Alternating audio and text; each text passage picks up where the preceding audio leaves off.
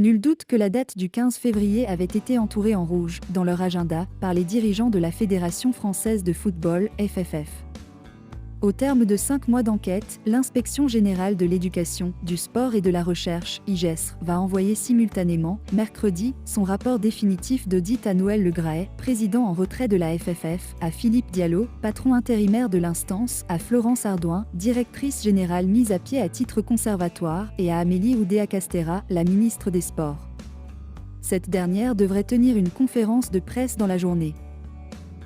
La remise de ce rapport d'inspection pourrait créer de nouveaux remous au siège parisien de la FFF, dans le 15e arrondissement, où son comité exécutif doit se réunir, vendredi 17 février, autour de Noël Le Graët, pour décider de l'avenir à la tête de la 3F de Noël Le Graët.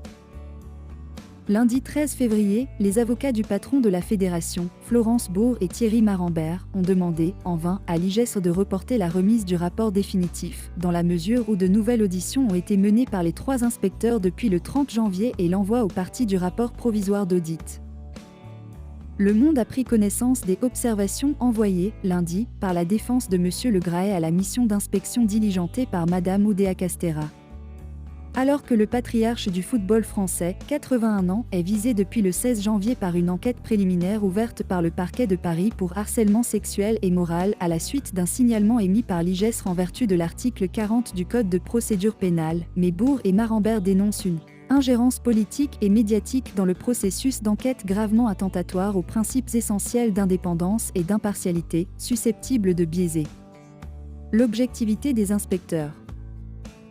Procès stalinien, il s'indigne que Mme Oudéa-Castéra ait été destinataire d'une note d'étape de l'IGESR, le 6 décembre 2022, ainsi que du rapport provisoire, le 30 janvier. Monsieur Le Graët ne doit pas être congédié, il doit reconnaître ses fautes, sans savoir lesquelles précisément, et partir de lui-même. C'est la définition même du procès stalinien, assènent ses avocats. Il est extravagant que des fonctionnaires d'un gouvernement de la République française agissent de la même manière que les procureurs soviétiques. La date du 9 janvier retient l'attention de Bourg et Marambert.